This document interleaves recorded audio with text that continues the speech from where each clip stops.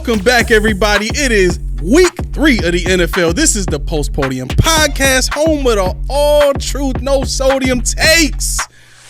I am your co-host, Aramis. And this is Key. Listen, there is one simple thing that if the Bills can pull this off in this game, they're going to have the same exact result that they had last week. It's going to be a blowout win. Keep watching to find out what that is. Let's get into it. Key, what we got for today. Oh, you want to do stuff we heard? Man, let's do stuff we heard. You know I love doing stuff we heard. Man. I like stuff. I like reacting to stuff. Oh, I do. You're going to react. Yes, all right. Sir. So, Josh McDaniels on why the Raiders lost to the Bills. He says, we never got control of the line of scrimmage. No kidding. No kidding. You didn't get control of the offensive line. You didn't get control of the defensive line. You just were there. I mean, we got what we wanted, and you definitely got punched in the mouth because you didn't expect that to come. You did not expect to see Josh Allen throwing the ball all over the yard, short passes, dinking and dunking down the field. And I think we're on to something. It seems like it. Also, just wanted to say, this is Sean McDermott's 100th game. The 100th game for Sean McDermott. Why? Didn't say 100th win, just 100th game. I get it. Yeah. Why is this a big deal? Honestly, I don't know. I guess 100. That's kind of my point. I don't know. This is a big deal because what? Okay. Listen. Here we go. We gonna get right back to the disclaimer before I get into. You guys thought I was going to let him get away with it? The reason I say all truth, no sodium, is because I have no ill will towards anybody on this Bills team. I want this team to be as successful as possible, but when they do stupid stuff, I should be able to call it out. If I'm being an objective person and I'm taking an objective look at what should be an objective sport, I'm sorry, I'm not picking up pom-poms here. That's not my job. My brain doesn't work that way. I'm sorry. That's the way it is. When it comes to Sean McDermott, in the same way, and I had this discussion earlier, Rich, you know what I'm talking about. I had this discussion earlier. Without Josh Allen, Sean doesn't make it to 100 games. He doesn't. He's a below 500 quarterback. Head coach without Josh Allen, and that's not even including the games that Josh was hurting and didn't play since he's been drafted. Right. So, again, if you want to take this as me raining on the McDermott parade, fine. My point is there shouldn't even be a McDermott parade until we get a Lombardi parade. That's all I'm saying. And I really think all of this boils down to the fact that we went 20 years without success. 20 years. Anybody who's upset at me for bringing this up, listen, make your comments, say whatever you got to say, put it on the Facebook page, put it in the comment section, say what you got to say. But the bottom line is the person who brings you water after a 20-year drought, the person who gets out there and starts doing the rain dance and bringing the rain and making that water come down so that we can have our crops, that's the guy that becomes king of that town, right? And that's exactly what we've seen, is it not? So regardless of the blemishes on McDermott, regardless of the big moments where he's kind of shrunk and not performed in the way that he's expected his players to perform, those times where we've seen the players perform better than he has in 13 seconds, to be exact. Yeah. Right? Yeah. People are not willing to look at that and say, are you sure that was you doing the rain dance, or was that something else that you brought with you? Right? That's really what we're talking about here. So listen, everybody forgive me for calling out the truth or calling out, things the way I see it, but this is Sean McDermott's 100th game. Okay, something like that didn't even need to be mentioned unless he's, Belichick's age and getting ready to retire or something like that. So you saying I shouldn't have said nothing? I'm saying you can say it because it's become a thing. Like I heard this talked about on other platforms from other shows. So like the town is kind of propping this thing up. But again, you'll hear it as a trivia fact on the game on Sunday. But it's not something that they're going to spend a lot of time on. It'll probably be a halftime spot. The brain teaser portion of this? Yeah. The fact that technically the Cincinnati game was his 100th game. Well, because the Cincinnati game wasn't played, this becomes his 100th game. Yeah. So last week technically should have been his 100th game. Well, I mean, that made my head hurt. But moving on to Eric Bieniemy. Bieniemy is a big fan of our boy, the unsung hero, Matt Milano. If you guys are not familiar with any of this Matt Milano talk, please find us on Facebook. I posted the link to this story on our Post Podium Podcast Facebook page. Once again, that is the Post Podium Podcast on Facebook under groups. We're starting new. We got a couple of followers, and it's interactive. I like it. I'm loving what I'm seeing so far. People are talking. Comments and stuff. People are, we're getting comments. We're getting people that really are feeding into the show. So I appreciate each and every one of you guys. But Eric Bieniemy did say, let me give Mr. Milano his flowers. He's a beast. I'm a fan of his. Over the years we played, I can't speak enough volumes for who he is and who he's become. He probably doesn't get the respect that he should. You're right. He doesn't. And I'll take it that way, especially when he was in a contract year, because we got him for less than he was probably able to get on the market.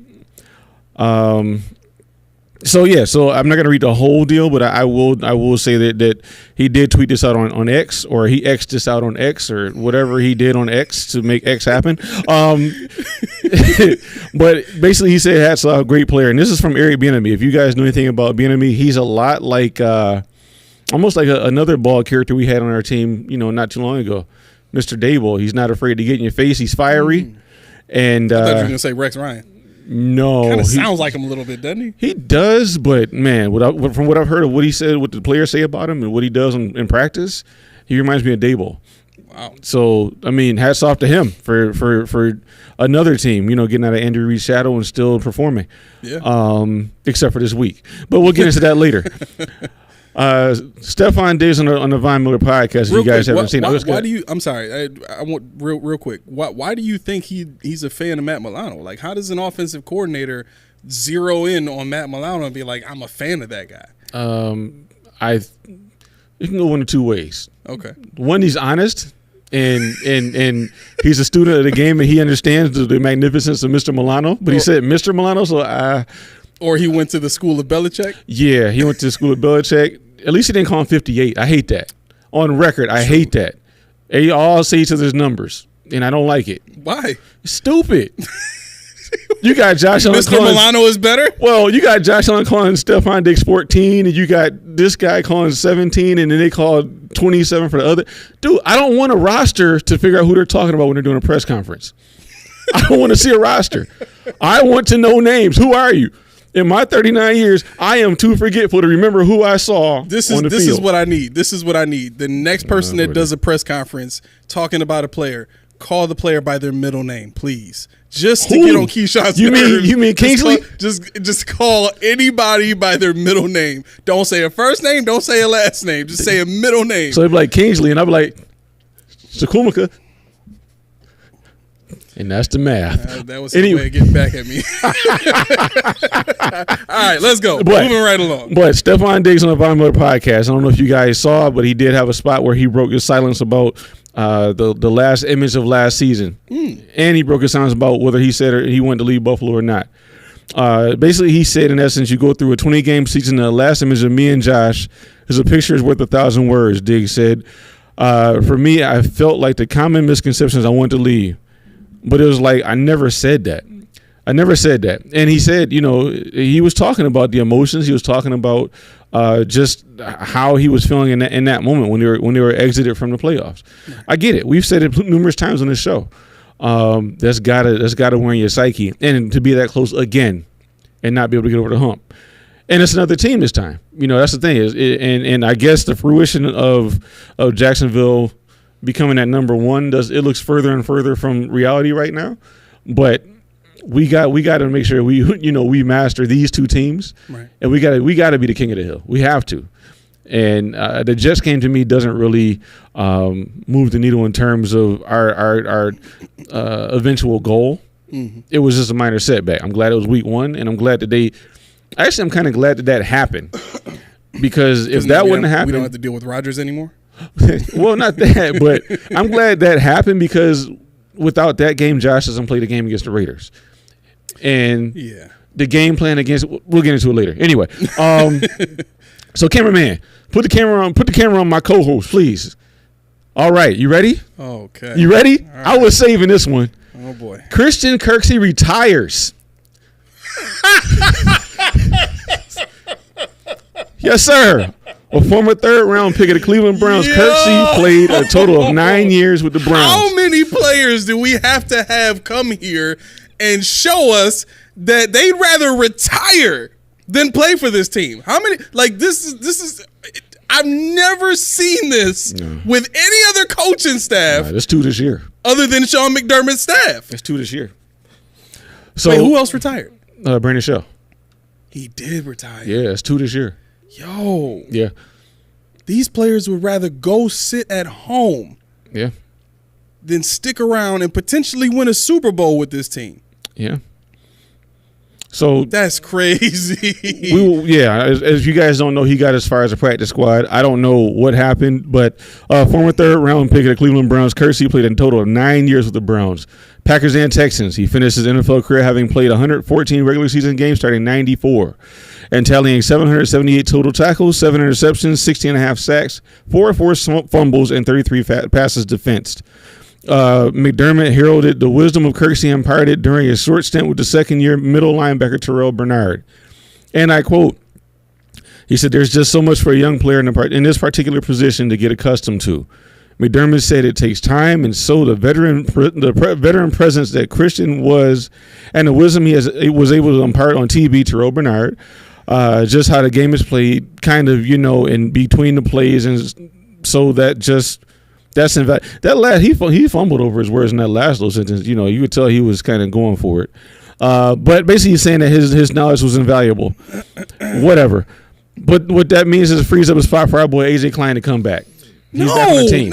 Okay. AJ Klein, and that happened. He's back on the practice squad. Stop. God, why? Okay, so why? Cameraman, put it back on your dad. What is the point? You had a guy who was a better player than AJ Klein has ever been in his career, and he just wanted to come here and impart knowledge, and he can't get on the team? All he wanted to do was come and have a conversation with Terrell Bernard. He couldn't be part of the 53? But AJ Klein got to get some burn now. You all right? No, I'm not okay. I can't believe you didn't see this. I was hoping you didn't see this. Like, I saw it today. I was like, I want to text. I didn't put it on the Facebook page just so you wouldn't see it. Bro, what is the difference between AJ Klein and Christian Kirksey? One wanted to be here and one didn't. Now, this is the thing that gets me, though. This is what really gets me about this one. Christian Kirksey and Jordan Poyer, Christian Kirksey and Micah Hyde are like best friends. Right. He knew everything that was going on in his team before he came here. McDermott knew everything it was going to take to get him here. Right. And this happened. See, I thought especially coming up on a game where Baylor Inspector's still going, and honestly maybe that doesn't make sense. Never mind. I was going to say maybe they're gonna leave this spot open and Baylor Inspector will replace Calvin Klein, AJ Klein on the practice squad. Listen. This is just speculation. That's bull donkey. Bull jive? That's bull jive. Bull in front of whatever you want. That's a low. You know what that is. He ain't talking about what I say. He just saying that what was happening is bull jive. Right. He might be talking about what I'm saying. The entirety of this situation. I'm gonna tell you what happened. This is my theory on it. Mm-hmm. The second Bernard got that interception, Kirksey knew what time it was. He knew what time it was. Not only did he play well in the preseason. No, he didn't play preseason. Yeah. In game 1. Right. He got better. He but then he made a play in week 2. Yeah, he doubled up in week 2. Now, when you couple that up with Sean wants a pass defense more than he cares about a run defense. Yep. Kirksey's strength is not necessarily in the pass. Right? Yeah, he's a thumper. He's a run thumper. Right? Mm-hmm. So I'm pretty sure Kirksey saw the writing on the wall. He probably went to somebody in the office and tried to get some reassurances like, yo, you still want me on the team, right? Right? Yeah. Well, yeah, AJ Klein texted us the other day and nobody liked him, so we want him back. But no, and I'm not even saying you're wrong, but it's just fumbling because all that should have been taking place. That should have been taken care of before you even signed. That should have been taken care of before you sought this guy out. What does it say about his friendship? What are you doing to your safeties? I mean, obviously, we talked about the safeties probably won't be here next year, but what are you doing when you're talking about culture, brotherhood, family? That's where I'm going. What does this say about the front office when you've got players that would rather kick their feet up on the couch than come be a part of this culture that you got going on at One Bills Drive? What does that say? Yeah, what did LaShawn McCoy say? What did Cole Beasley say? Like, let me tell you something about LaShawn McCoy. I can't stand him on TV. Really? You mean as a commentator, or you mean as a commentator? He's just annoying to me. Like, just stop talking so much. I think he's pretty low on my list of annoyances, but right. Well, there's some guys that really they get me, man. I get it. I like the main host there. I forget his name, but anyway, you really like him there. Yeah, right. But anyway, I'm coming from. I agree with Shady in that respect. I think there's things that have happened behind the scenes. Some things I know about, some things I don't. But somebody's got to be asking questions about this kind of stuff. That is 4 players now. That's weird. It is weird. 4 in the last how many? 5 years? Yeah. Probably less than that. Shorter period of time. Vontae Davis. Yeah. Right? Who else? Anquan Bolden. Brandon Shell. And now Christian Kirksey. Mm-hmm. Like, these are not nobodies. Mm-mm. These are names that probably could have gone to another team and got the spot. Brandon Shell could have definitely helped out. Brandon Shell definitely could have helped out. Right. He can't even make the squad. Maybe he just, you know what? He made it, but he didn't want to. There's something, and that's the thing. And that further tells you there's something else because he made the team. What happened? Why even cut Klein if you just go like AJ Klein and the Bills are that couple that you just get tired of them arguing because you know they're gonna get right back together. Yeah. Like why even part ways? That's like what's his name that we let go of finally? Matt Barkley. Right. That's fine. That's AJ Klein's new Matt Barkley. Well, yeah, I mean that and Medikevich, I guess, is not for right down the line because he keeps getting captaincy, but I don't know why he stays on it. Why they have? And the thing is, we talked about this. He does a great job on special teams, and we talked about it. Your kick coverage. What does it mean? You can fair catch the ball inside the 20. The ball usually goes out of bounds. He did a great job in week 1. I guess so. He did a great job in overtime in week 1. Yep. Yeah, all of our special teams aces that we spend money on. Right. Cam Lewis, Saran Neal. I mean, come on now. At some point, you gotta give. At some point, just say it. I would respect you if you just say it. Right. You know, and you know, I know, you know, your thing is you're not into McDermott, but for me, I'm like, dude, you're here. Just say it. The fans love you. The front office obviously loves you unless you are the front office. No. If you know like these players know, the second Sean get up and start talking to the media about anything, whose side they gonna take? The player or the coach? Yeah. But what I'm saying is the reason why that is because of your demeanor. The reason why that is because of your personality. Kirksey? No. I'm talking about McDermott. So you think he's favored because of his personality? No, I think the reason why this is happening. Oh, it's because of Sean's personality. Yeah. Well, yeah, and we've said this before. Sean he's better off being a college coach. He can be a good leader from the perspective of leading by example, but at times he's shown that he can be a bit more do as I say and not as I do type of deal. Mm-hmm. Right? Mm-hmm. When you have 13 seconds happen and you have some of the other performances in the playoffs that we've had against the Colts, mm-hmm. Baltimore Ravens, Taron Johnson saves your career at that point. Yeah. You have the game against the Dolphins where we almost lost to a third string quarterback. Yeah. Like, let's be honest, bro. Yeah. You are not in a position to be sitting there putting your thumb down on any of these players when your job is looking suspect at this point. Yeah, I mean, honestly, you're right. None of those wins last year after what was it? Not the Green Bay game, whatever the game was before Green Bay. No game has looked good. Like I never felt good about a game after that. After the first half. So when we played, like you said, Skylar Thompson. Mm-hmm. Actually, I think the only playoff game that we've had where it was like, I like this. It was the Ice Bowl. It was the perfect game. The perfect game, yeah. Against the Patriots. Yep. Like that was the you could do no one. wrong. Like you could do anything you wanted that day. Yeah, exactly. You could do anything you wanted. Exactly. And I mean, I don't need that. I don't need that all the time because that's unrealistic. But at the same time, I want to feel good. I want to feel like we're dominating somebody. Right. In what was that? The next 15 games. But yeah, so whatever that is, I hope they handle it internally, and I hope we don't see anybody else bow out. That's my thing. I just don't want anybody else to bow out, especially somebody that's owed money against the cap next year, because that'd be really bad. So Kirksey's not owed any money now. He's owed a minimal, like thousands, maybe 50,000 or something like that. Something that it doesn't matter. I mean, yeah, but like it's bigger than the money. But what I'm saying is, like, if Tre'Davious White or somebody said, "Screw it, I'm out of here," or like Nyheim Hines, he's still fighting the Bills over his money. He is. Yeah, that's messy. Oh, you didn't know about that? No. Yeah, I don't know the details of it because I didn't read. I didn't know you didn't know. But yeah, he's fighting because they're trying to recoup their money from that jet ski accident. Oh, they need to take that money. He ain't got no business being on a jet ski. Well, I mean, yeah, that's true, but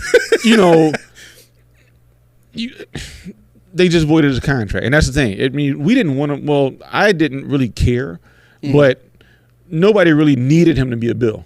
And they gave him the salary cap cut and all that stuff, but yeah, he's owed some money and he's fighting because they asked for it back. So that's gonna be messy. That's something that we're not gonna hear about until they make some amicable under the table handshake. Yeah, it'll probably be a settlement. Yeah. Let's see, what else do we have on the pressers? Did you see any pressers? I did not. Sean McDermott, he's back to the bottom of, well, not the bottom. He's back to pretty low on my list of likable press conferences. He's not giving you anything again. He's got to watch the tape. He didn't say I had to watch the tape, but this the first thing he said. Somebody asked him about how he thought the pass rush has been so far. He said, "I don't know. I'm not usually integrating our players in front of the media. I don't believe in that. I do feel like there's more in there though as a whole." They didn't ask you to grade individual players. They just said, "What do you think about the pass rush? You are the defensive coordinator, aren't you?" Right. Exactly. Exactly. Now you don't want to do your job. You don't want to talk about your job. You can't talk about it.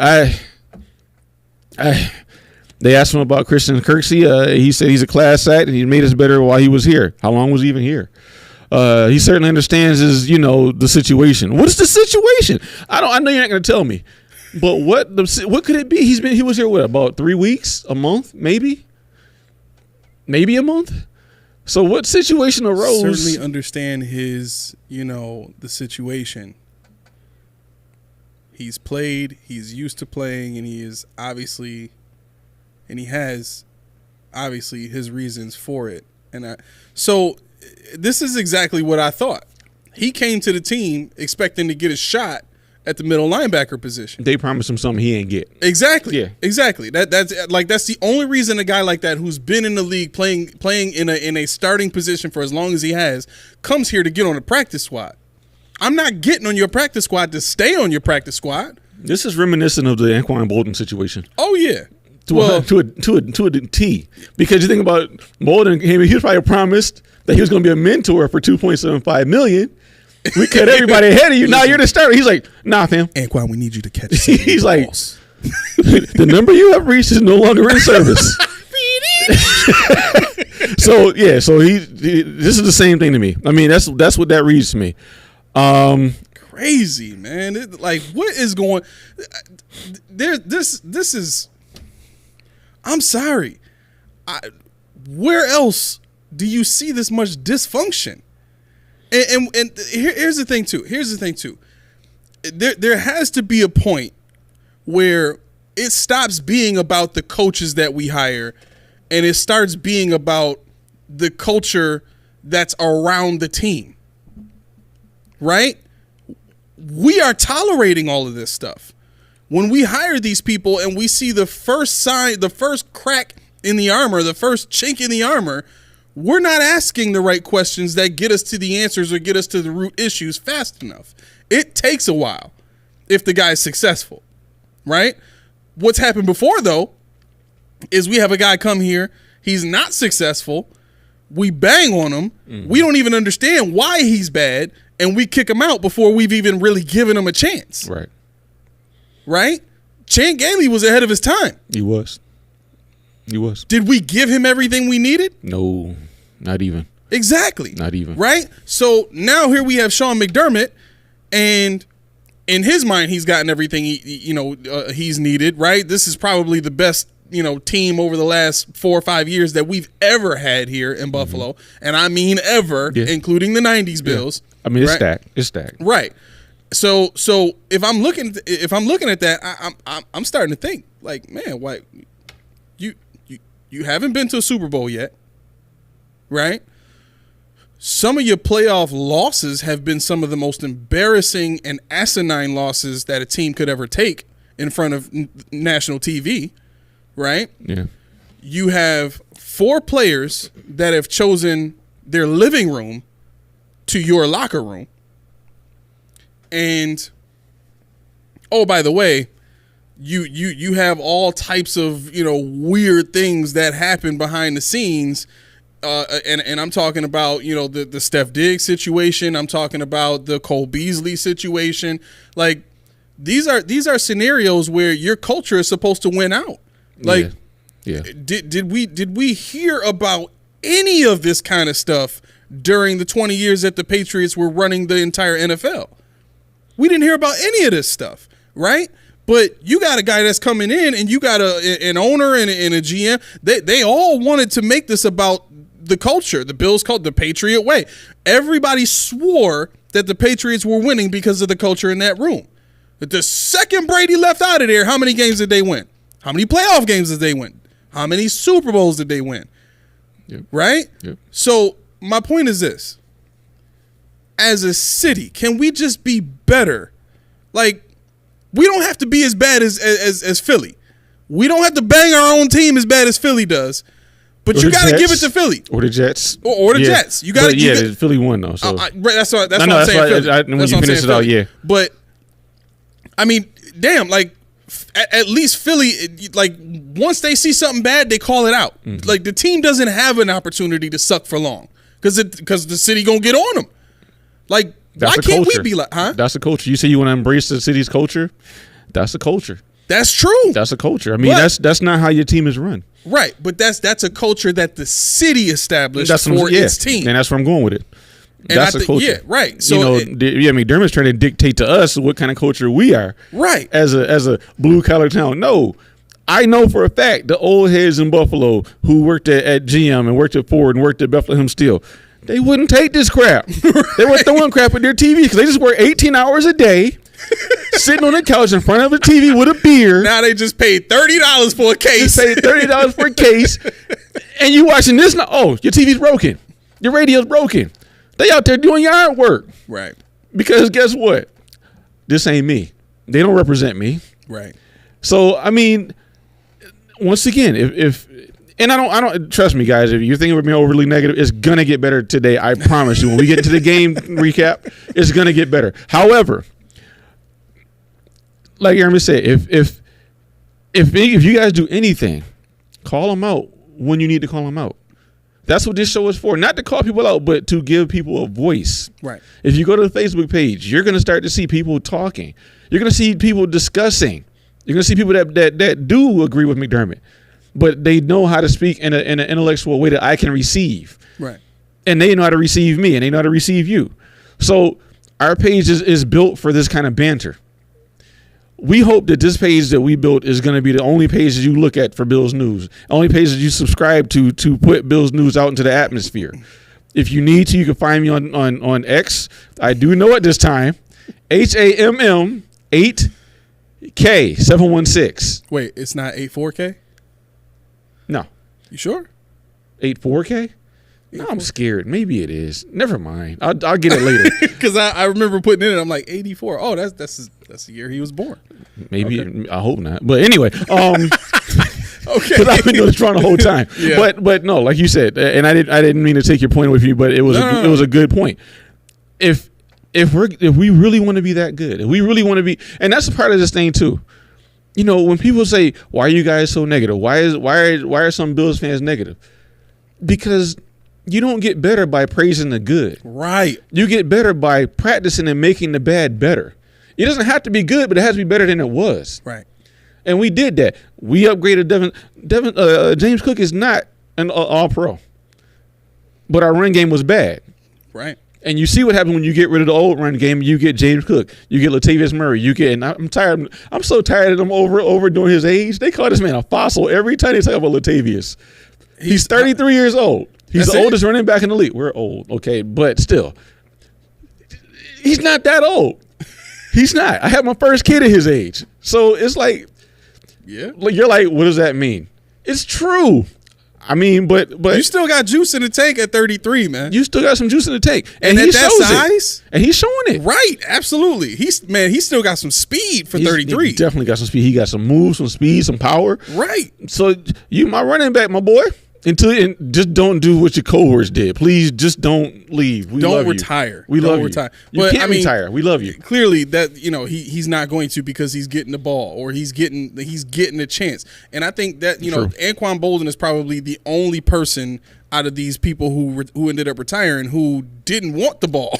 Right. But to that magnitude, he's like, nah, fam. Right. He didn't want to play. He wanted to come in and play goal line situations or stuff like that. Take my 4.840 and catch a couple of balls, get paid my 2.75 and go ahead. Right. Long as my keg is on the sideline when the game is over. He's like, I'm not running 9 routes. I'm not doing a 9. No, I'm not running a post. No. Right. But yeah, so we'll park that for now because but. Yeah. I guess they asked McDermott about the weather conditions in Washington for the game. I don't know if you guys know, but it's supposed to be a cyclone. Yeah, it's not going to be pretty. He said he's the kind of guy, and he gave a metaphor. I'm the kind of guy that overpacks on vacations. What? So basically, he's saying I'll be ready for anything. I have extras. We'll be ready for the weather. That's his metaphor. You think an extra pair of underwear is going to help you deal with the wind? Just don't blame the cleats this time. See the Bengals game last year. Why are we sliding all over the field on our field and the Bengals are good? Yeah. Don't blame the cleats this time. Yeah. So Josh Allen, he said, what did he learn, before the last game? He said, I got to make quicker, more decisive decisions, be smart with the ball, utilizing the backs and tight ends, which is what he did. And please, Josh, watch that game and only that game. Don't watch anybody else. Just watch you in that game. Right. Because you do that. Maybe watch Brock Purdy a little bit. Maybe you watch can do Brock that Purdy. too. You do that. Yeah. You're fine. You're fine. Right. Somebody asked him, what does the AFC Player of the Week mean to you? Oh, he did get it. I heard he was up for it. But now he said they typically give it to the team that wins the game. He said he was surprised. He didn't think his stats were that great. But again, just trying to put it all in perspective. I didn't want to hear that. I did not want to hear that. I didn't think my stats were that great. Why? Because what does that mean to you? That he I got to jazz this up. Yeah, that was 400 for 6. Yeah, I was bored. Yeah. Never mind, I won. Somebody need to get right. Josh, come here. Camera 5. Josh. Bring your neck. Come on in. Sit right here and look at me. Focus on me. We just pounded this team. Pounded them. We had an inferior right tackle. We had a left guard that couldn't get out of his own way. Yeah. We had a terrible blocking scheme on some of those pin and pulls. Right. But we pounded this team. And the team that you're going to see next week, believe it or not, is not that much better. They're not that much better. And we'll get into it. I promise you guys. Talking about the offensive line or the defensive line? The defense. No, just the defense as a whole. The defense is not that much better? No. We'll get into secondary. It. Okay. Huh? I said it's probably the secondary. Boy, the front 4, yeah, of course. that front 7. No. We'll get into it. No, okay. We'll get into it. I'm excited about this one. Yeah. Oh, guys, stay tuned. I'm but so I love it. I was glad that Sal actually, he must have been in my brain because he asked a follow up. He said, "Do you realize, understand what that means?" He said, "You played a boring game." Finger quotes for people that aren't watching the show. Mm-hmm. You won Player of the Week. You won the game. You produced. You dominated. But it wasn't something that you had to go crazy with. It wasn't something that you had to, put on your shoulders. You didn't scramble. And look what happens. And I want them to say that the whole week. Forget the Lombardi trophies and put Josh's face up on the wall. and say stay put. Just put 273 and 3 touchdowns. Like, Right. listen, do this every single week. game. Matter of fact, you can trust that process, Right. Because that's the winning chemistry. That's the winning formula. Oh yeah. But after they asked him that, the media once again, can we get new media members in the press room? No. Because this is what's really peeing me off. This is peeing me off. PMEO, man. It's PMEO. P.O. I'm pedo. Pedoed. That's how you know I don't talk like this in real life. But the thing was, they have no situational awareness, no emotional intelligence. Why do I say that? Yeah, why do you say that? Because they can't take verbal cues. When they asked, when Josh was first asked, he said he was surprised that that the stats weren't that great, right? And then Sal followed him and said, "You know what that mean?" Josh said, "I mean, okay, yeah." So somebody then asked, "What are you going to do with all your awards?" He said, "Nothing." And like you can see his face, he's like, "Nothing." So then the next question, "Do you get a certificate?" He said, "I think I get a ball or something. I don't know what it really is." Mm-hmm.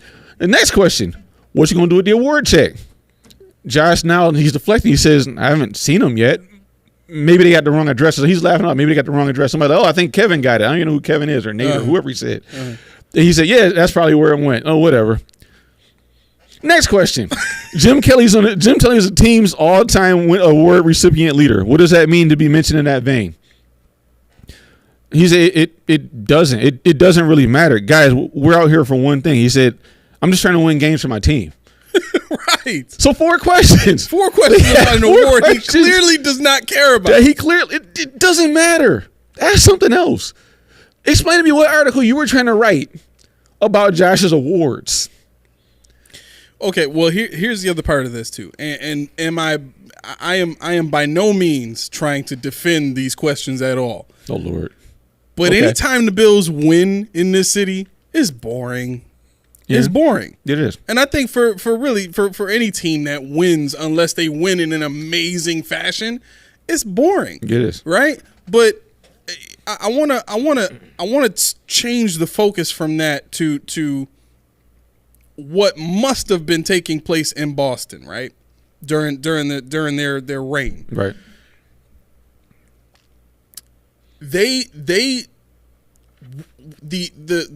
The culture of winning, I'll put it like this. Winning became so ingratiated into their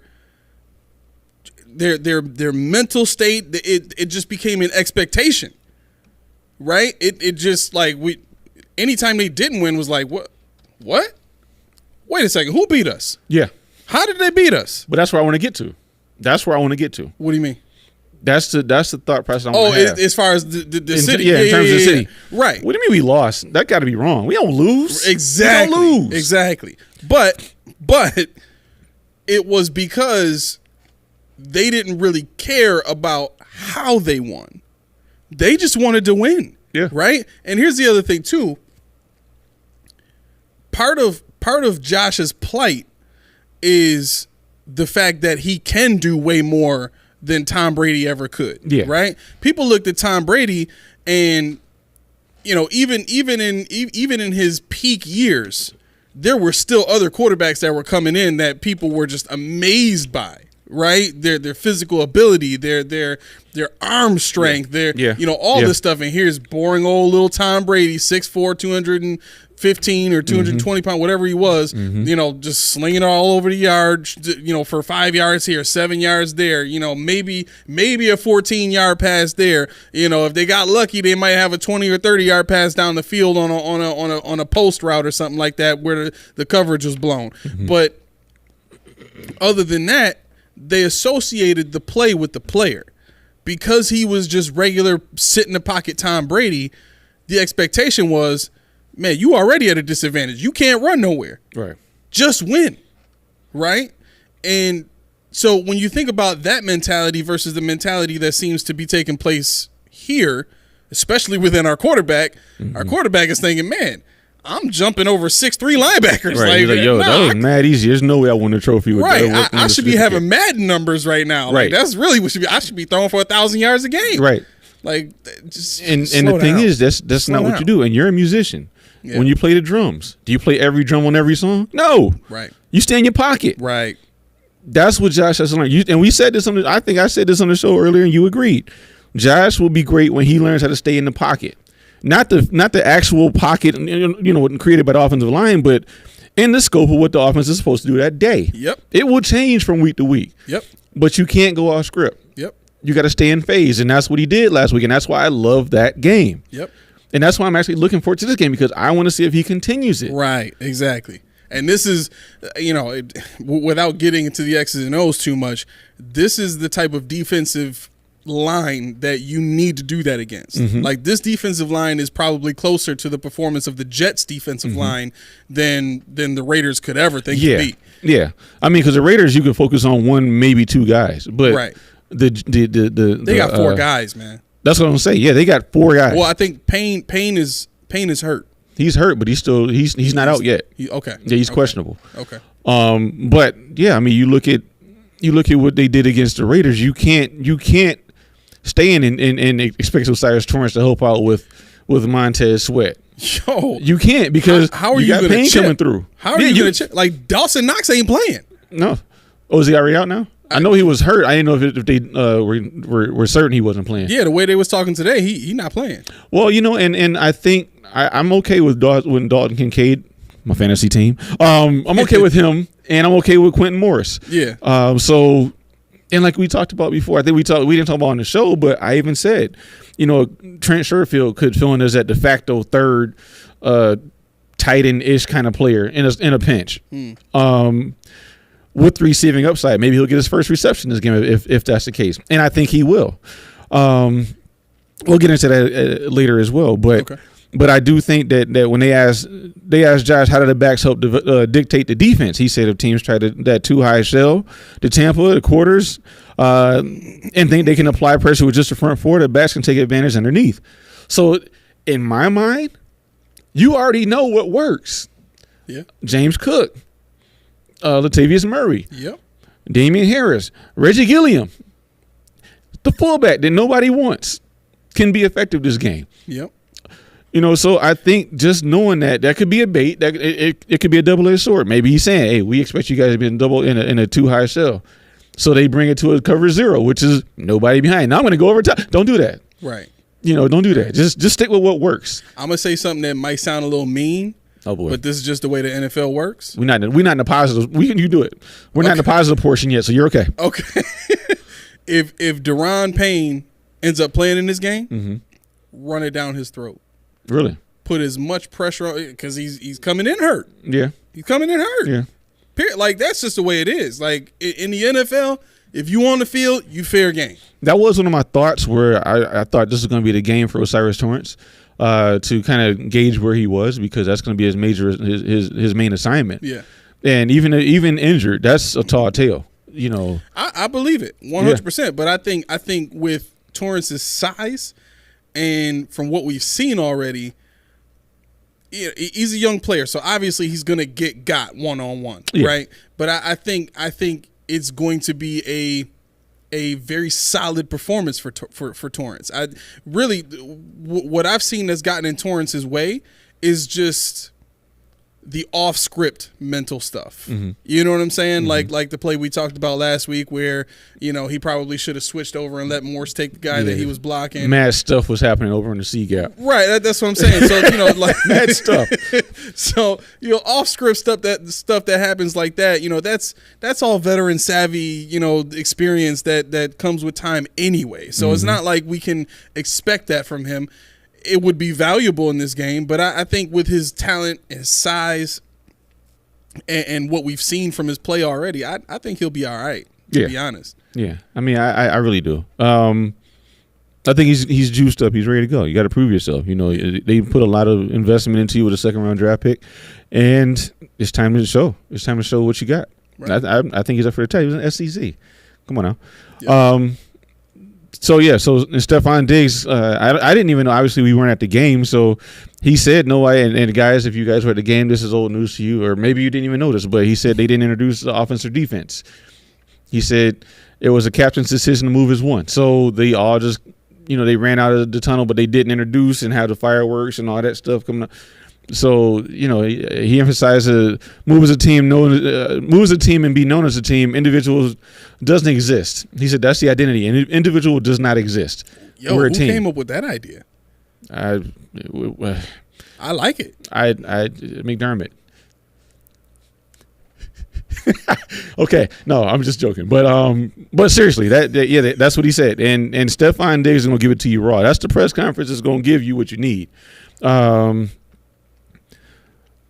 So yeah, he said when you build your identity, one or two plays won't make you, it won't break you. So that's true. And once you build your identity, it's gonna work. It's not gonna work, but you still are you. Yeah. Let's see. He said, let's see, where are we at? He said he doesn't really care about going home and getting 9,000 yards in front of his family. He said there could be a chip on his shoulder because the hometown team is the team that has his first eyes on you because he did go to Maryland. He's from Maryland. He's from Virginia, I believe. Yeah.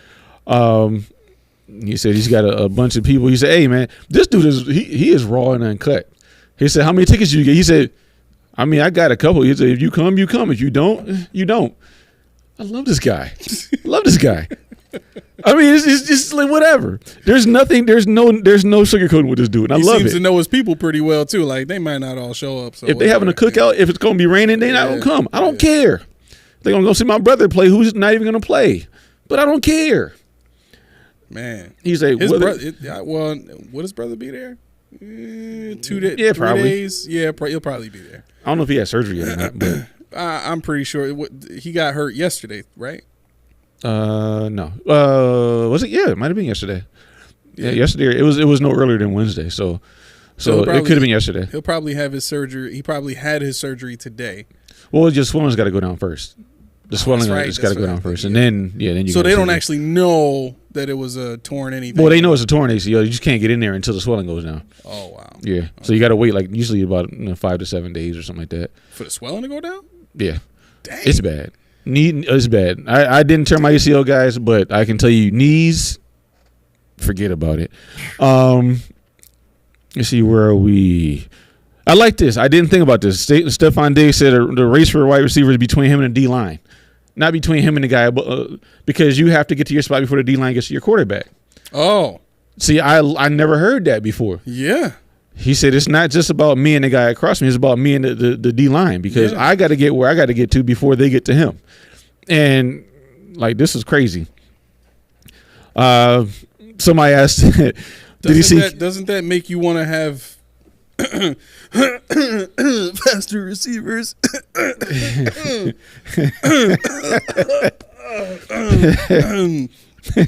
You got to take another take. We got to start over again. Maybe it's in there. Maybe some faster receivers. So they asked him, did he see Ken's reaction this time? I don't remember what play it was, but Ken did have a little outburst, but it was a good one this time. And he smirked. He said to him, what did he say? He said, nah, what'd he do? Come on now, you got to show me what he did. He's talking to the reporter. Show me what he did.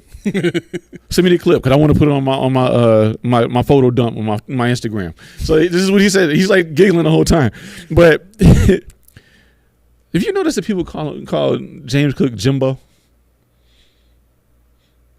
I mean, Steph Diggs called him Jimbo. I think was it Mitch Morris? It was either Mitch Morris or Spencer Brown. No, yeah, called him Jimbo. I've seen this guy. Jimbo is not the name that comes to mind when I see James Cook. Not at all. But don't they call Torrance Cybo? Cybo. I'm gonna call. What's up with Bo at the end of all these names? Josh does this because Josh did this. Yeah, they asked Stephon Diggs. He said, I don't know where he gets these names from. He said, I don't know where it came from. He said, I call him Little Four because I play with his brother. Well, he played with Dalvin Cook, and so he says I play with his brother. He said, I don't want to age myself, but I play with the older brother, so he's Little Four. But the thing, he said, I call him. And the thing was, it's like Jimbo, Cybo, Knoxbo. I don't know. Right. No, I mean, might as well. Everybody's a Bo. J-Bo, Josh Allen, J-Bo, McDermott, Mickbo. You out of control now. You out of control. Let's get back to the script. What are we talking about here? We talking about bow, so it fits. Oh my God. Beanbo. I figured that would get you. Oh man. So he asked, they asked, theme song coming to the table. It's Beanbo. So they asked Steph Diggs. He said, what did he say? Basically, what he was asked about Gabe Davis, and he said Gabe doesn't really talk to everybody. He said you won't really hear him speak. He doesn't talk to everybody. He doesn't even like everybody. What? Wait, who is Steph Diggs said this about Gabe Davis. What? They like him, obviously. They gave him the captaincy. So you a captain with a C, you don't talk to nobody. Right. You imagine he gets to C and they're all in the locker room. I just want to thank everybody that I don't like. They're like, that's what he sounds like? Captaincy. And I'm probably never going to say nothing to y'all after this. So you know who you are. You know it just came to mind while you were talking? That episode of the Player Haters Ball. I hate you. I hate you. I hate you. I don't even know you, but I hate your guts. Right. I just thought about that. Oh, man. As I sip from this cup, I'm sure somebody's spitting. Let's go win the game for me, Mr. C. But Gabe Davis had a press conference, and literally I was like, that's what he sounds like? I didn't know that. I really didn't know what he sounded like because he talked for about 4 minutes and 30 seconds. That's how long the press conference was. Wow. He started with some dry jokes. I wrote my notes. I'm not sure if he's trying to be funny or if he was really like, I don't want to be here. He said Josh just has to play his game, and here it is. It's not just on 17. It never is. Has somebody told Josh this? It seems like it's not sinking in when he gets an award for listening to his coaches. And making it about the team. Right. He got an award for that. But it was boring, though. And he's still like, I didn't like the way it played out. Those numbers, though. It played out. What? Bro, you making $250,000. Yeah. Your job has just been simplified down to just do what the coaches ask you to do. And nobody's saying you stupid. Listen, that's like bowling with bumpers on the side. And you get you bowl a 300 game, right? And they come and they give you the trophy, and you're like, yeah, but I had bumpers, though. It doesn't feel the same. What? Man, you won. Right. You won the tournament with bumpers. Who cares if it was boring? You about to get a ring. Exactly. Man, stop it, man. But he said Deontay Hardy fits the room perfectly, the wide receiver room. They said he's a very quiet guy, but he's starting to open up. They said he's actually low-key really funny. He said, and this, I guess this is something they're preaching because he said, just like Steph, they're racing against the D line. I've never heard this, but I heard it twice in 1 week. So that's a mantra. I'm fine with that. I'm fine with them having this team speak. I can see you're uneasy with it. Camera, put it on my co-host. Fool me once. I've seen this show before. What show you see? Listen. I'm listening. We thought. Mm-hmm. Let's see. Who can I refer to? We thought when I can't use Stevie Johnson. Who can I use? Who can I run to? We'll use Peerless Price. Peerless Price was traded. Yeah. Right? Mm-hmm. Peerless Price was a great number 2 receiver. Mm-hmm. Gabe Davis hasn't even come close to that type of performance yet. Mm-hmm. Right? My point is this. We've seen a few times, it's not just with Peerless Price, it's been defensive players too, where you kind of wonder what the team's commitment to them is. Mm-hmm. And, it starts to come off as though, they're going to get re-signed or extended or whatever the case may be. And all of a sudden it never finds its way to that point. Right. And then you get some story about, well, the player didn't really want to be here, or, we kind of had, breakdowns in communication. And it just, I would prefer, mm-hmm. like you've said before, just tell us what's going on. Yeah. And obviously they're never going to do that. No, you're not going to, yeah. Right? But if you're not going to tell me what's going on, don't at the same time put on some show that you expect me to buy popcorn for. Right. Like, just leave it as is. I'd rather not know anything at all than for you to put on some facade that you think I'm supposed to believe. Yeah. So for me, I'm still at the point where I don't think he's going to get re-signed. No. I how can you? How can you? Well, when he gets the captain's C for whatever reason, because he's funny, because whatever, like his performance doesn't dictate it at all. Not sure. Right? I don't know. So I'm seeing a player get a captain C with no tangible reason why. Mm-hmm. No explanation from the team on that. No extension in the offseason. So he's playing on the last year of his contract. Typically in the NFL, players don't get extensions in their last year, right? Because there's too much leverage for the player, right? So everything is leading towards he's out of here. But then you say to yourself, okay, well, why would he be out of here if he's got the captain C? Everybody seems to love him. He's coming out for press conferences. Why would he leave? This looks like the setup for a twist at the end of this story. That's what it looks like. Now, to be honest, I'm not even sure that I want the twist at the end to be re-signing Gabe Davis. Yeah, that would be the twist for me. I was going to say that my twist would be different, but that would be my twist. I'm with you there. Yeah. Because, to be honest, I like the idea of Trent Sherfield better. He's faster. He's a better route runner.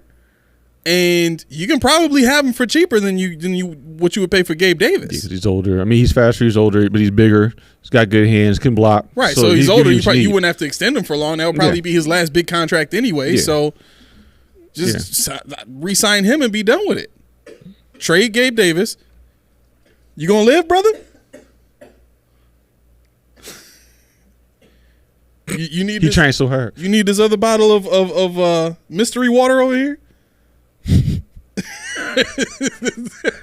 our video producer over there is passing a kidney stone. He's having a moment. All right, guys. So getting on with the main event, the primer for the Washington Commanders game will be in Landover, Maryland, at the FedEx Field, where you will see a raucous crowd. I am guaranteeing you it's going to be rocking in there. They are pumped. That team is pumped with the new ownership. They're pumped with the new Sam Howell experience. They're pumped with just the way their defense is. They're pumped. They're ready. They were hugging each other at the game against who was it, week 1? Against the Cardinals. Cardinals. They were juiced. Cardinals are terrible. Oh yeah. Russell Wilson, I don't even know how they came back in that game. I watched it and I just don't know how they were down with 21 to 3 or 21 to 3. And they came back and won the game. Craziness. I saw some interesting information on Russell Wilson today. What did he shot and he needs to get rid of him? No. Okay. There's only one difference between Russell Wilson now and Russell Wilson circa Seahawks 20 whatever you pick. Okay. He's statistically and what is it? The advanced numbers, the advanced metrics will tell you he's the same player. Mm-hmm. He's just not making the plays in the fourth quarter or in the second half of games like he used to. Back when he was in Seattle, he was the best in the league in fourth quarter touchdowns and not turning the ball over in the fourth quarter, all that kind of stuff, right? He was pure magic in the fourth quarter. Mm-hmm. But for some reason, that hasn't carried over to Denver. Now, I don't even want to get into speculating why that is, but I just thought it was kind of a cool bit of information to see. Like, it's not necessarily that Russell Wilson is like over the hill or he's trash. He's essentially the same guy he was in Seattle. There's just something about what's happening in the second half of games for him where he's not able or he can't or he's not being permitted to do certain things that he used to do in Seattle. I don't know what that is. We would have to go and look at that. But I just thought that was kind of interesting that he's, the same player, even though everybody thinks he sucks now. I mean, let's ride. Right. Let's ride. So let's see. The FedEx Field, their average attendance was 58,000 patrons last year, and they're already up on the first game to 64-6. So I expect that number to come up even further when the Bills are coming into town. Not because we're superior, but because this is their first look at their team playing against a team that's a Super Bowl contender, finger quotes. And obviously, Bills Mafia does travel. So whatever seat is to be had will be had. Yep. And fun fact, they said that the game week 1 was probably the first game that they remember in recent history where there wasn't more opposing jerseys in the stands than Washington, whatever you want to call them, fans. So, I mean, they're juice, man. You can't take them lightly. Yeah, the way that team is played, they're 2-0, right? Yeah, yeah. If I'm not mistaken, the way that team is played, man, they are surprisingly good. Yeah. And I think the way the team is built, you can see. Excuse me. You can formulate a projection on the season where this team consistently gets better, and I don't know how far into breaking this down you want to get into right now. But I mean the thing that was missing from this team was an offensive scheme that could be consistently successful in the league, right? They had spurts here and there with other quarterbacks and different schemes and stuff like that before Bieniemy took over and before Sam Howell became the starting quarterback there. But now they have a guy who knows his offense can win Super Bowls. Right? And he knows how to do it because he's done it. He's got 2 rings. Right? So you factor into the fact that he's now handpicked Sam Howell. And from some of the tape that I've watched, I mean, Sam, he runs around and he kind of looks like Mahomes out there from time to time. I actually, it's funny. I actually pounded both games in. Okay. Complete games. Oof. And I do have notes on actually I have pretty good notes on almost all the positions. But yeah, I mean, just getting into some preliminaries. McDermott's 2-0 against the Redskins in his head coaching tenure. We're 10-5 all time against the Redskins. Ron Rivera, McDermott's mentor, is now the opposing head coach. So this is going to be a battle of the minds. It's like Mr. Miyagi versus Daniel-san. Yeah. Let's see. Exactly what I was thinking. See, we right here, man. Golly. But I don't know what that was. You sound like Godzilla over there. But Ron Rivera's only had 3 career winning seasons as a head coach. Right. Oh. That's out of 12 tough. years. That's tough. That's tough to stomach. Offensive coordinator Eric Bieniemy, which you did speak of, former Colorado Buffalo for you guys following Coach Prime. Hey. Sidebar. I hate the name Coach Prime. I really do. Why? I really do. And this is me being old school. I know you love it, but for me, if Coach Sanders came to my living room and recruited Ken, I'd be more than happy for Coach Sanders to come in my living room, shake my hand, sit down, and we'll have a conversation. I just don't like the fact that to me it's a minstrel show. I don't like it. It's a what? A minstrel show. Basically, a minstrel show is exploitation of a group of minorities, we'll say. Okay. And it's kind of a exaggeration. So all these chains, all these glasses, all these celebrities, he's a leader of men. If you listen to him talk, this is detracting from the very man, the culture that he's creating in Colorado. To me, see, I don't want Coach Prime. I want the guy that played the game. He didn't have Prime on his jersey. He said, when I go to see Grandma, she wants Coach Prime. I don't want Coach Prime. I want the man that's going to get my son the education on top of the scholarship that I don't have to pay for him to get that education because you care about him. I don't know if you saw the game last Saturday. One of the players messed up. He met him almost at the hash mark, and he stopped him, held his shoulder pads. He was talking to him. When he got done, he gave him a hug. That's not Prime. That's a father figure. That's Coach Sanders to me. And I'm in the minority because me and my girlfriend, we argued about this because she's like, you're not hearing the big picture. I mean, I could be very wrong. I mean, people love the Showtime, but especially on the college level, his son Shador. I don't know if you saw the interview with Tom Brady and Deion. It was like a little podcast, Zoom or whatever. Okay. But Shador was talking about. He was saying, well, no. Deion said, "Can you tell my son he doesn't need a Rolls Royce?" Dude, you're freaking 19. You don't need a Rolls Royce. How are you even able to say you can get a Rolls Royce right now? To me, NIL. But that's the thing. He's worth $3.8 million. Yeah, it's crap. What? It's crap. The fact that he's worth that much now is crap. It's crap. To me, it's crap. Why? I don't agree with players getting paid. Whoa. I don't. But whoa, I don't. Whoa. Because what comes with that. I think I can convince you on this Coach Prime thing to. No, I don't think so. To see it different. Try it. Go ahead. Okay.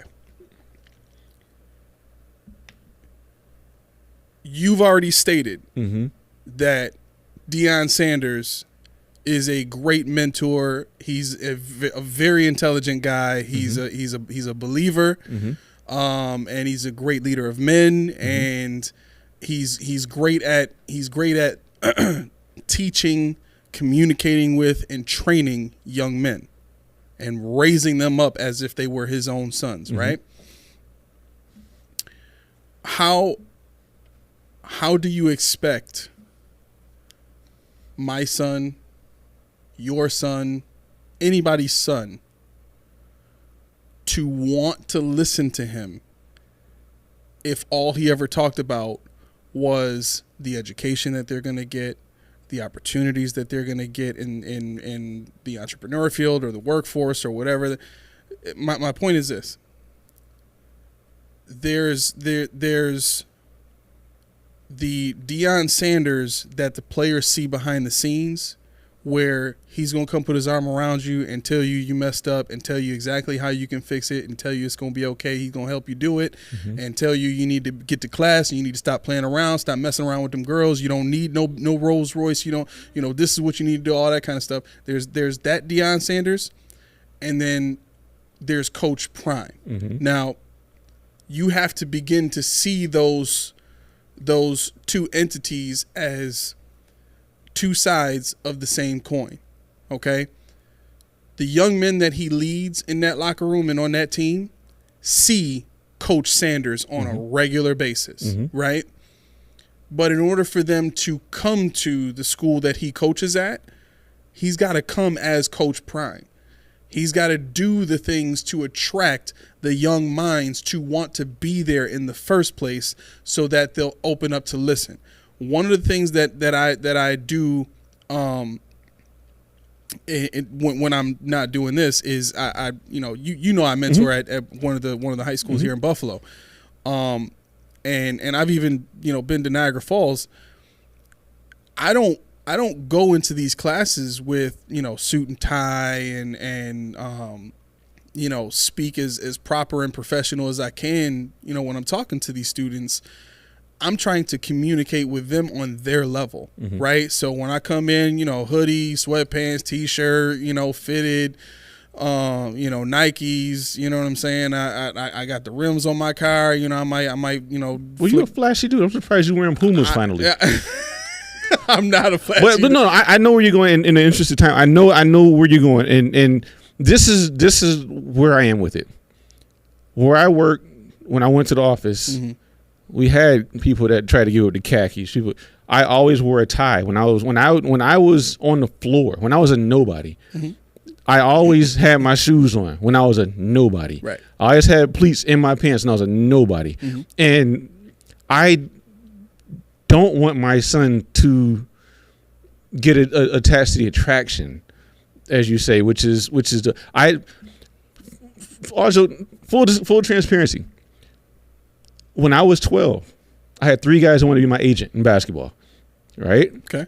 When I was 14, I had 3 soft offers at D1 schools in basketball. I blew my knee out at 15. They all went away. Right. When I went away to school. I tried. I couldn't do it. And they act like they didn't know me.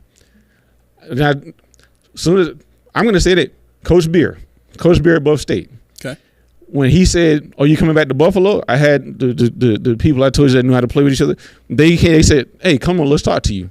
I went in, and I'm thinking, "You're gonna show me the arena. You're gonna show me this." I've seen it before. Mm-hmm.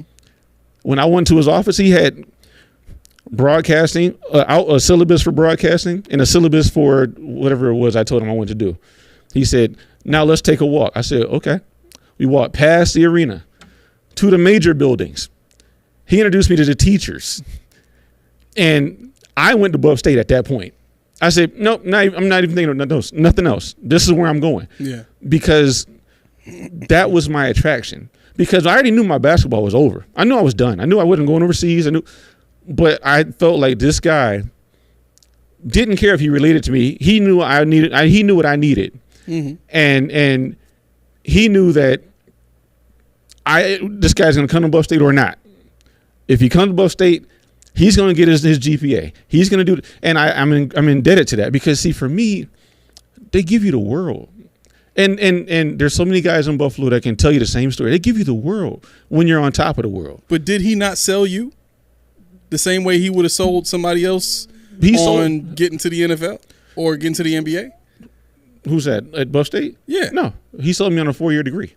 Well, right, but my point is this: Coach Prime is the salesman. Coach Sanders is the guy you want, right? Right, and I didn't have a salesman. See, I've been on school visits. Mom, close your ears. Where they throw girls at you. We know. I've been on school visits. I mean, I've seen this, and I'm like, yo, this does nothing for me. Okay, this is the opposite of what I want. I don't want the sunglasses. I don't want. But I digress. We'll talk about this another. We got to get through this game. I don't know if you guys want to hear the rest of the story. We'll talk. Listen, I'm gonna convince you. I'm gonna convince you. I didn't been through so much. Okay, all right. But we'll talk. You guys don't believe me? Yeah, I mean, listen. Whatever side y'all sit on, put it in the comments. Yeah, maybe I'll tell you. What do you think is the right way to go on? Put it in the comments. I mean, like I said, you can look at Deion Sanders and say it's the same guy. It is the same guy. Mm-hmm. But for me, when I'm on the sideline, I want the businessman. I want the man that's. And I'm not saying that he's not. It's just his persona is too big for my liking. For me, it's too much. And to me, it takes away from the kind of coach he actually can be. Because everybody, Coach Prime is Coach Deion Sanders can coach Colorado.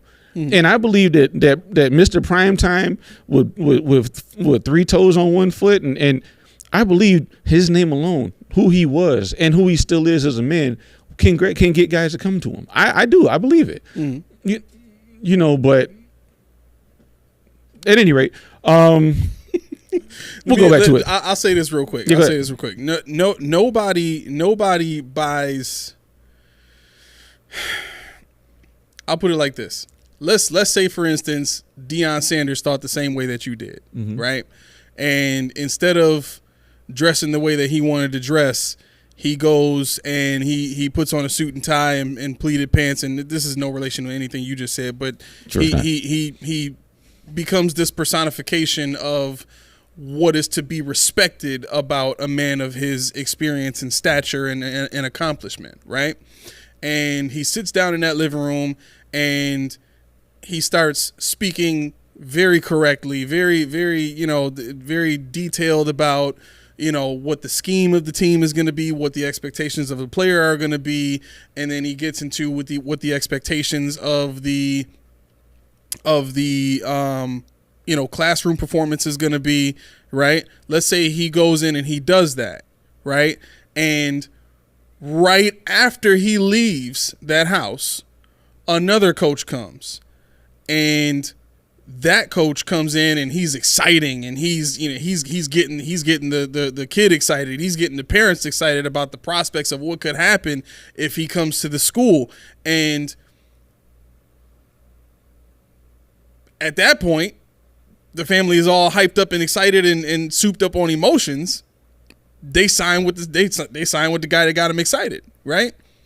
How does Deion get an opportunity to minister to that kid? How does Deion get an opportunity to lead that kid in the way that he should go and stop him from just taking the low-hanging fruit and going and playing at some college where girls are going to get thrown at him, Don't you think there has to be some form of sales initially to get these people in the door just to be able to minister to them? But but what I'm saying, I don't think that you have to be Coach Prime to do that. Is kind of what I'm getting at. I mean, I don't think Coach Prime and Coach Sanders are that different, where you can't almost be one and the same. But isn't like how are they different in your mind? Because I mean, Dion has been on sports networks, sunglasses, chains. When he was doing press conferences, sunglasses and chains. He's kind of been the same guy the whole time. He's been the same guy, and that's why at first I didn't believe in any of this garbage. At first, I didn't believe in any of this. Right. And I just full disclosure, guys, don't unsubscribe. But I'm the guy that doesn't like sneakers and suits. I hate that look. But so I'm old school. I am old. My dad is Mississippi to the core, and I work 15 hours a day. I mean, that's just who I am. I'm just old school. Okay. You know, I'm the kind of guy. T yells at me all the time, stop pulling Ken's shirt down. She said, it's supposed to be, I like it a little baggier. Why are you ironing his clothes? They're not that bad. I'm like, yo, look, you see this crease right here? I got to get this out. That's me. I'm that guy. I'm the kind of dude, when I was in my dorm room, my friends came over. If anybody from Edinburgh remembers, they see me put an ironing board out, and they would leave like, here you go with this and then. Promise to God. Because I was like, man, I got spray starts, all that stuff. That's me. Wow. I'm so old, dude. I don't belong in a 39-year-old body. I really don't. You got transported from 1960. Yes, I did. I got the part right here. That's why I wear the hat all the time. But get back to the game. I don't even know. You know what, guys? This is why I love this show. This is why I love this show. We can't get through a primer. No, we're not stumbling over any words. Nope. We're telling a story. This is like a TED Talk almost. I love it. I do too. I hope you guys do too. But at any rate, let's get to the X's and O's, because let's kind of going through. Let's do that. What are your expectations? What are your keys to victory? Okay, so there's one thing that I started to tease at the beginning of the show. There's one thing that the Bills need to do in order to ensure that the outcome of the game is the same as it was last week. And we're talking about like blowout potential, right? That one thing is they need to get the ball out in less than 3 seconds. I'm talking 2 to 2.5 seconds. If they can do that the entire game, the secondary is not good enough to cover these receivers man-to-man. They're not. Not even close. The linebackers are suspect in pass coverage. Well, yeah, and I was going to get there. Yeah, you're right. Okay? So when we're talking about a great defensive line going up against a bad offensive line, just get the ball out quick. You really don't have to do anything special. Exactly what you did last week will work. You'll get run after the catch, but you've got to get the ball out faster than you did last week. Last week, I think he was between 2.5 and 3, somewhere around 2.9. Right. Russell Wilson was 3.24 against him. I mean, yeah, that was. That's how you lose the game. Well, I thought. Well, no, like you said earlier, he lost the game by playing in the fourth quarter. I mean, he was dominating. They couldn't stop him in the first half. Right. But I don't know. And that's why I said I don't know how you lost that. But at any rate, you're right. I mean, my first key to your point was I expect to see a lot of 12 and 13. Oh, yeah. Got to. And the reason why is because Benjamin St-Juste, the guy is huge. He's a huge slot. He's 6'4", 6'3", 200, 210. So this what you're going to do there. Corner? That's their slot corner. Wow. So what you have right there is automatically a mismatch. Get Diggs in the slot. Yes. He can't stay with Diggs. Not at all. You can put Hardy in the slot if you want to. No doubt. You can put Sherfield in the slot. Sherfield in the slot. And if you want to, want to stay with the 12, but this is the kick as well. Who are the cornerbacks? I have it here. Kendall Fuller. And he's solid. Kendall Fuller is solid, and Emmanuel Forbes, a rookie, he has the NCAA record for pick sixes. But that's fine because Emmanuel Forbes is 6 feet, 160 pounds. Gabe Davis can eat on that. Yeah, that's a mismatch. And this is my other takeaway. If you're looking at if you're looking at the linebackers, which you said is suspect, which is pretty much true, but because of this guy, Cody Barton. Everybody eats on Cody Barton. He is the worst linebacker. Look at this.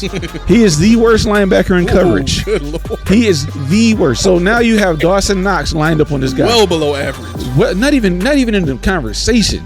I mean, his whole defense is his run defense. Look at this. You find this guy and you go at him all day. Just single him up on Kincaid the whole game. That's what I'm saying. And that's why, when you said the front seven, I'm like, nah, really. The front four.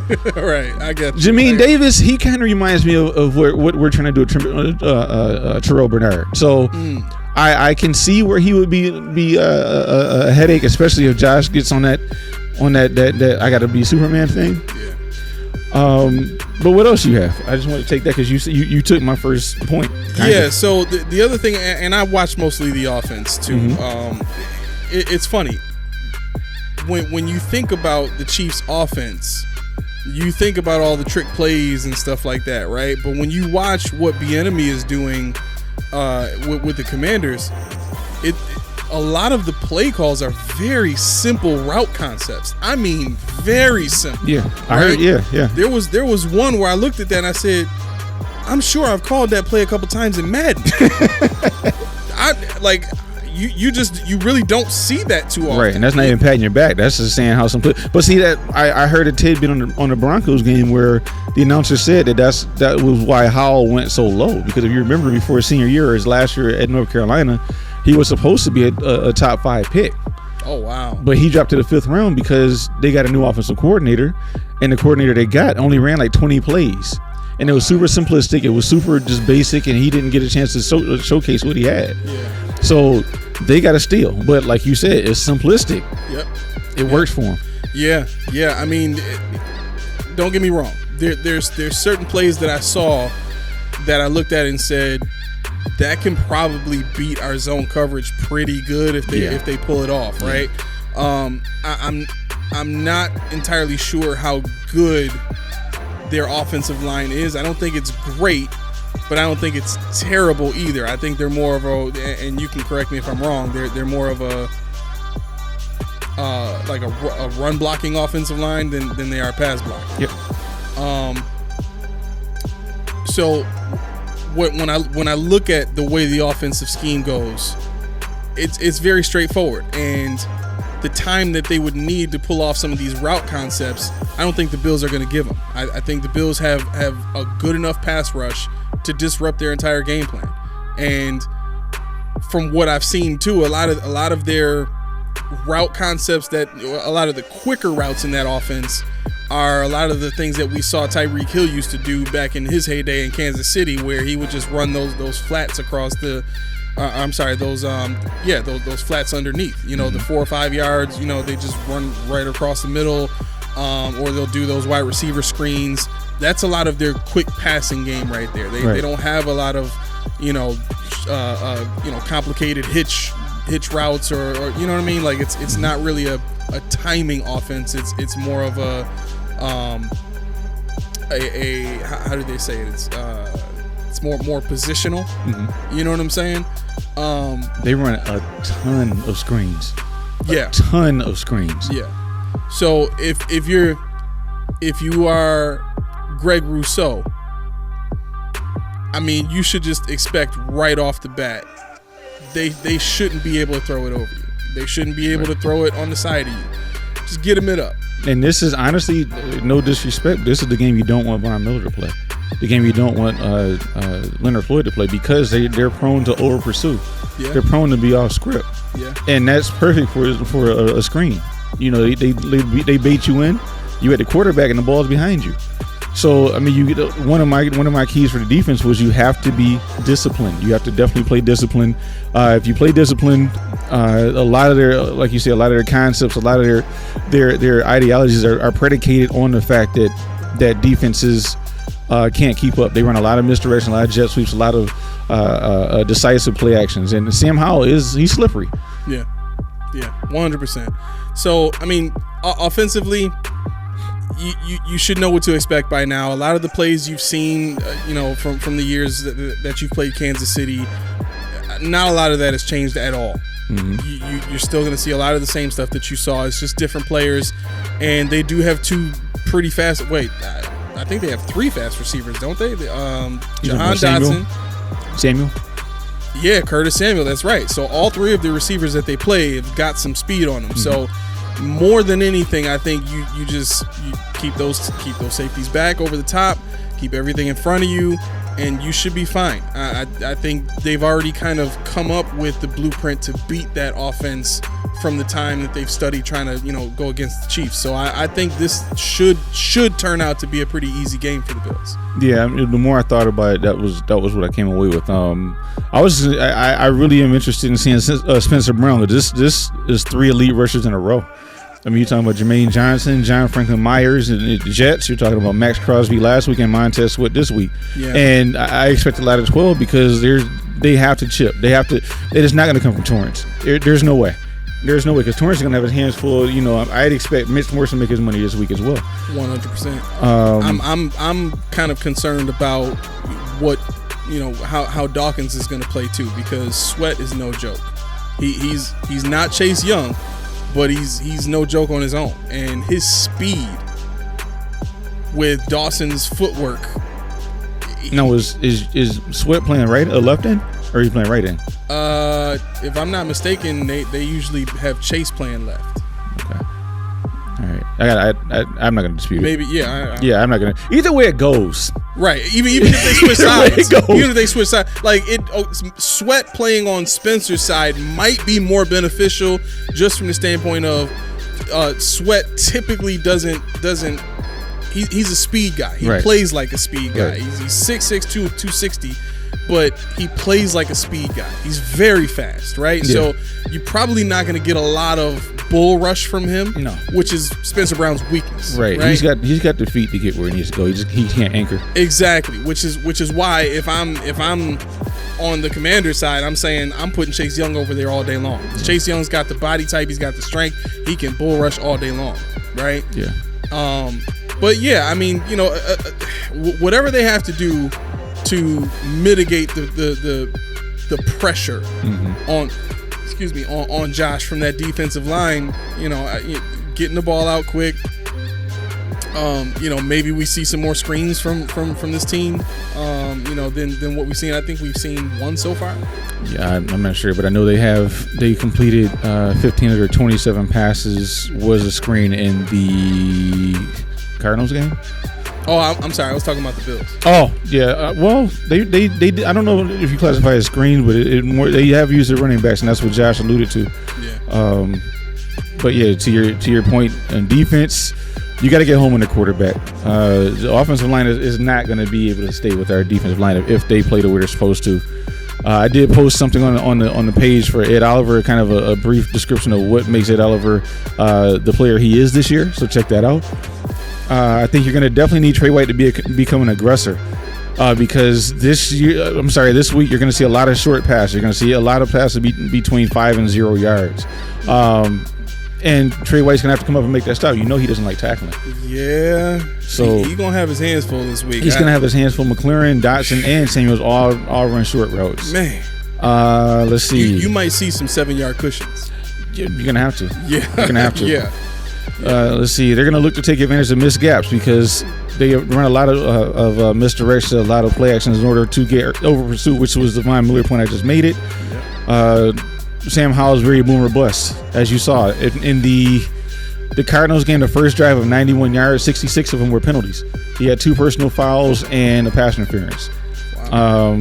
So you have to be disciplined. You have to play, and this is Rousseau's game. He'll have a chance to get a sack or two. Yep. But he's gonna have to finally finish a play. Right. That's the thing. He's gonna have to. He gets to. He's got to finish the play. Me and my friend were, like I told you last time, we were talking about if he had sacks or not. Yep. And he was close on a couple, but he's got to bring him down. Right. The Commanders' line is gonna be it's gonna allow you to get home, but Howell has shown time and time again that he can and will break tackles and will scramble and doesn't mind giving up his body. Right. It would be an interesting thought, really quick before we close. Yep. I would almost want to show Greg Rousseau some J.J. Watt tape. Yeah. I think his length. He's I think he's only 260 some odd pounds at 6'6", right? But somewhere in there, yeah.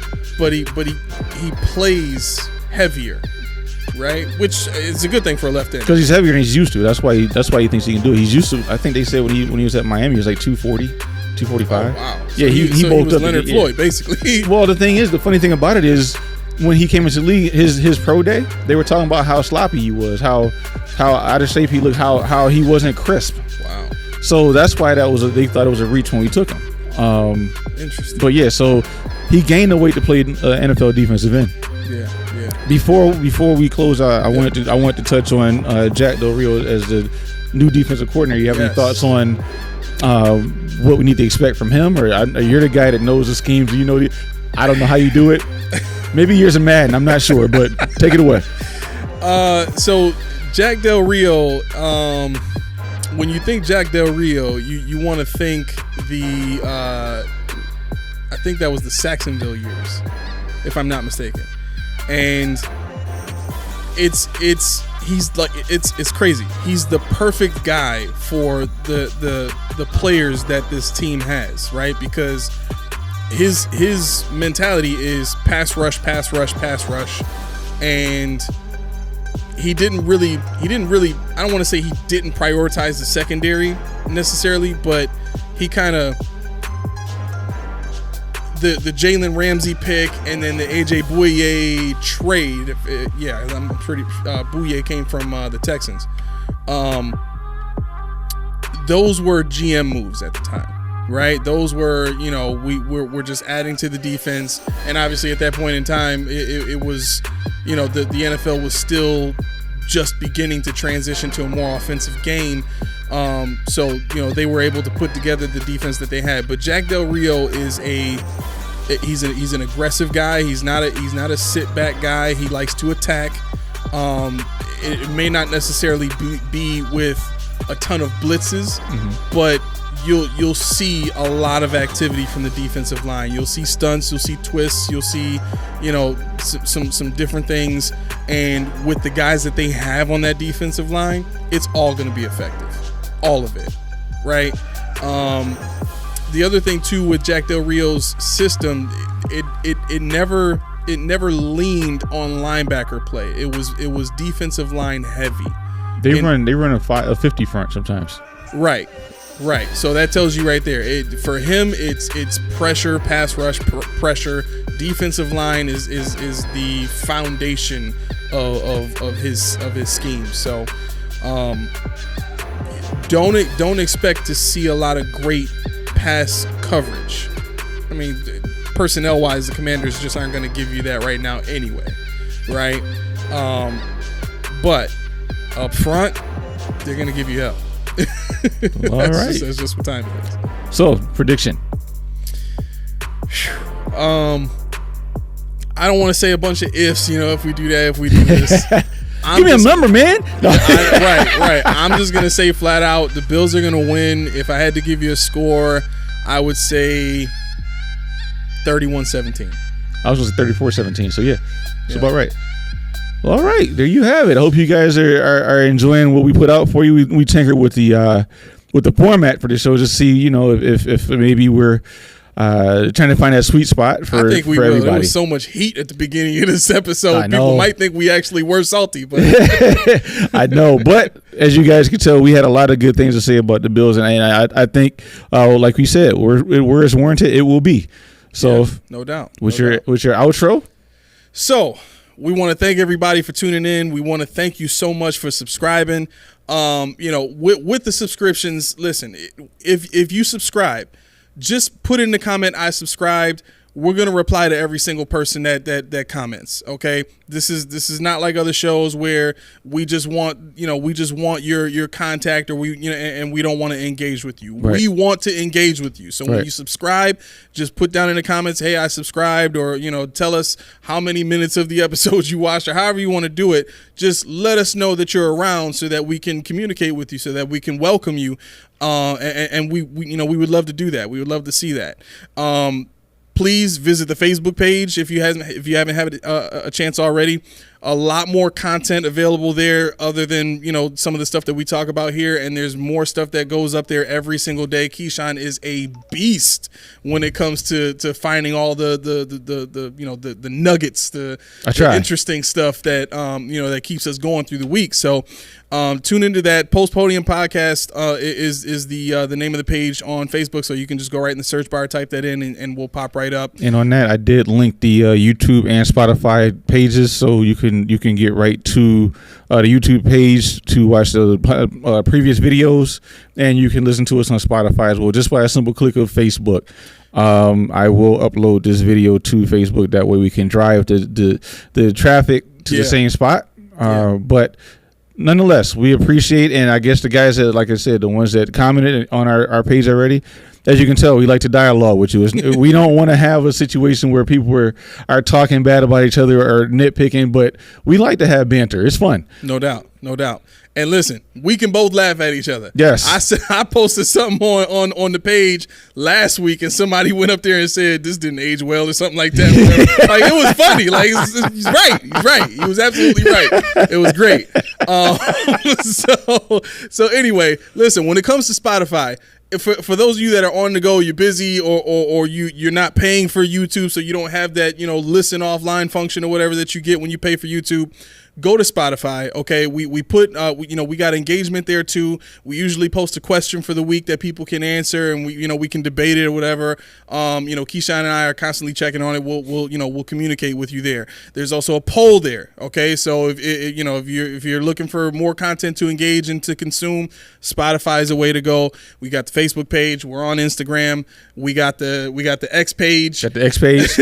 Oh yeah, let me see. What is it? So you texted me actually. I might be able to pull it up faster than you. What should I say? See, he said we could laugh, but he always coming to my age. I feel sad inside. I feel so sad inside. Let's see. What am I? I got it up. Okay, you're right. HAMM 84K716. That's what you sent me. Yes, indeed, and that's what I forgot that fast. So maybe next week I'll remember what it was. Yeah, maybe a little bit more ginkgo next time. Gotta make it bigger on the font. All right. So with that said, thank you for visiting the home of the all truth, no sodium takes. For the Post Podium Podcast, I've been your co-host Aramis, and this is Key, and we are out.